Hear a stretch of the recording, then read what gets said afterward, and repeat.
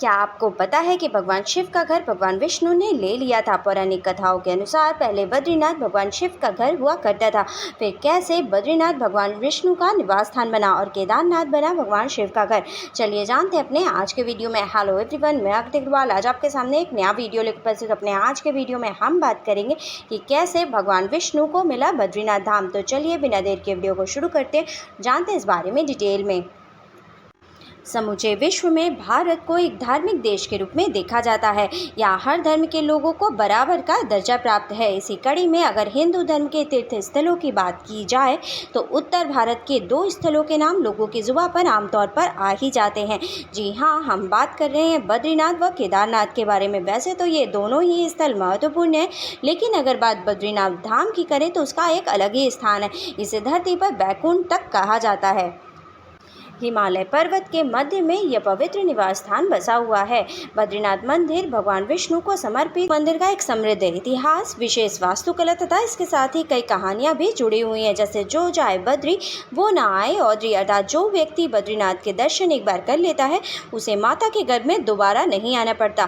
प्राणी जन्म और मृत्यु के चक्र से छूट जाता है। नर और नारायण पर्वत श्रृंखला के गोद में बसा बद्रीनाथ धाम श्रद्धा और आस्था का एक अटूट केंद्र है, जो कि भारत के उत्तराखंड के चमोली जिले में समुद्र तल से लगभग 3000 मीटर की ऊंचाई पर स्थित है, जो कि पवित्र अलकनंदा नदी के किनारे बसा हुआ है। दूर दूर से श्रद्धालु बद्रीनाथ की तीर्थ यात्रा पर जाते हैं, क्योंकि ये पवित्र 4 धामों में से एक है।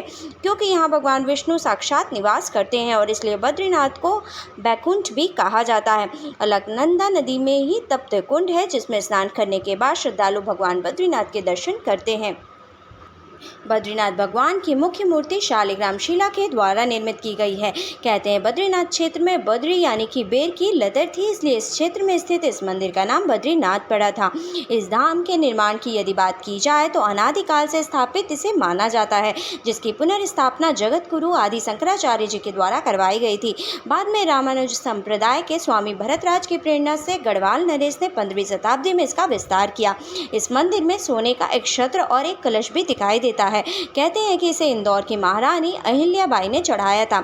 ये मंदिर गर्भगृह, दर्शन मंडप और सभा मंडप के रूप में मुख्यतः 3 भागों में विभाजित किया गया है। बद्रीनाथ के कपाट सर्दियों में 6 महीने बंद रहते हैं और गर्मियों में सिर्फ 6 महीने ही खुलते हैं। ऐसी मान्यता है कि जो व्यक्ति इस धाम के दर्शन कर लेता है उसे बैकुंठ लोक प्राप्त होता है। अगर बात करें बद्रीनाथ धाम के कहानी के बारे में तो बद्रीनाथ हिमालय में 10,000 फीट की ऊंचाई पर स्थित एक शानदार जगह है, जहां शिव और पार्वती जी निवास करते थे। एक दिन नारद जी भगवान विष्णु के पास गए और बोले कि आप मानवता के लिए एक सबसे खराब मिसाल हैं। हर समय आप शेष नाग पर लेटे रहते हैं और माता लक्ष्मी हमेशा आपकी सेवा में लगी रहती हैं। आपको सृष्टि के सभी जीवों के लिए कुछ अर्थपूर्ण कार्य करना चाहिए। इस आलोचना से बचने और अपने उत्थान के लिए विष्णु जी तप और साधना करने के लिए सही स्थान की तलाश में निकल पड़े। वहाँ पर उन्हें बद्रीनाथ धाम मिला, एक अच्छा सा और छोटा सा घर, जहाँ सब कुछ वैसा ही था जैसा उन्होंने सोचा था। वह उस घर के अंदर गए जहाँ उन्हें पता चला कि यह तो शिव जी और माता पार्वती का निवास स्थान है। ऐसे में विष्णु जी ने एक छोटे बच्चे का रूप धारण किया और घर के सामने बैठकर रोने लगे। उस समय शिव जी और माता पार्वती बाहर कहीं गए हुए थे। जब वे घर लौटे तो उन्होंने देखा कि एक छोटा बच्चा जोर जोर से रो रहा है। बच्चे को रोता देख माँ पार्वती के अंदर का वात्सल्य जाग उठा और वे जाकर उस बच्चे को गोद में उठाना चाहती थी, लेकिन शिव जी ने माता पार्वती को रोकते हुए कहा कि इस बच्चे को मत छूना, ये कोई साधारण बच्चा नहीं है, ये खुद हमारे दरवाजे के बाहर आखिर कैसे आया?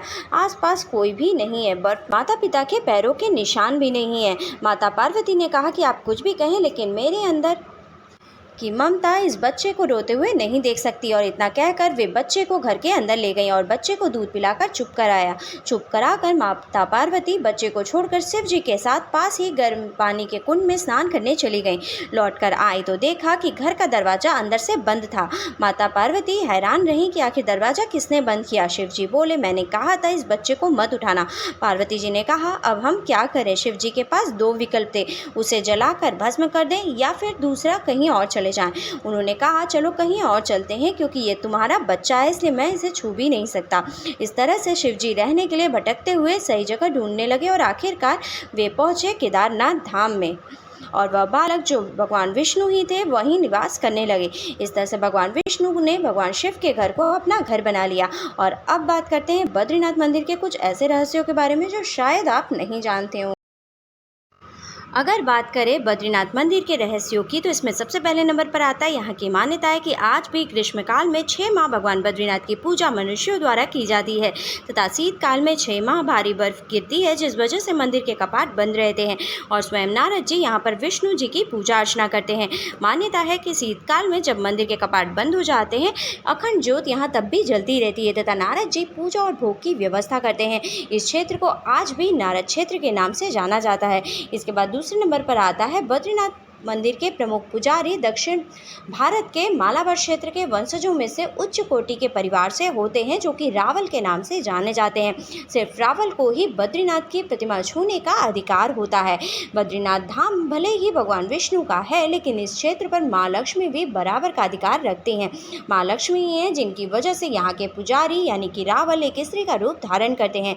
बद्रीनाथ धाम के कपाट खुलने और बंद करने का काम यही रावल करते हैं और ये वही समय है जब रावल स्त्री का रूप धारण करते हैं। अब ऐसा क्यों किया जाता है वो भी हम जान लेते हैं। दरअसल जब बाबा बद्रीनाथ धाम के कपाट 6 महीने बंद रहने के बाद खुलते हैं तो सभी देवी देवताओं को गर्भगृह से निकालकर मुख्य मंदिर में लाया जाता है। इस दौरान माँ लक्ष्मी को मुख्य मंदिर में लाने के लिए रावल स्त्री का रूप धारण करते हैं। रावल माँ लक्ष्मी की सखी माता पार्वती का रूप धारण करते हैं और फिर माता लक्ष्मी को बाहर लेकर आते हैं। अगर बात करें इसके पीछे की वजह के बारे में तो मंदिर के पुजारियों के अनुसार दरअसल हिंदू परंपरा में किसी भी पुरुष का पराई स्त्री को छूना असभ्य और गलत माना जाता है। ऐसे में रावल एक स्त्री का रूप धारण करते हैं यानी कि माता पार्वती का रूप धारण करते हैं और गर्भगृह से मुख्य मंदिर में माता लक्ष्मी को लेकर आते हैं। इसके बाद अगर बात करें शीतकाल में भगवान बद्रीनाथ को कैसे रखा जाता है तो शीतकाल में भगवान बद्रीनाथ को घी की परत चढ़ी ऊन की चोली पहनाई जाती है। ये ऊन की चोली कपाट बंद होने के दौरान चढ़ाई जाती है और फिर कपाट खुलने पर घी के लेप वाली इस चोली को प्रसाद के तौर पर श्रद्धालुओं में बांट दिया जाता है। आपको बता दें कि इस ऊन की चोली को कई किलो घी में डुबोया जाता है और उसके बाद भगवान नारायण को पहनाया जाता है।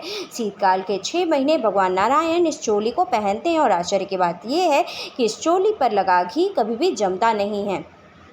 और अंत में जाते जाते आपको ये भी बता दें कि भविष्य में नहीं हो पाएंगे बद्रीनाथ भगवान के दर्शन, क्योंकि ऐसा माना जाता है कि जिस दिन नर और नारायण पर्वत जिनके बीच यह मंदिर स्थित है वो आपस में मिल जाएंगे, बद्रीनाथ का मार्ग पूरी तरीके से बंद हो जाएगा और भक्त बद्रीनाथ मंदिर के दर्शन नहीं कर पाएंगे और भविष्य बद्री नाम के नए तीर्थ का उद्गम होगा।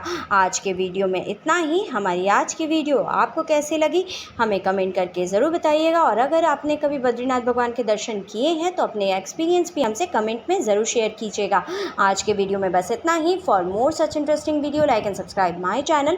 Thank you. Bye bye.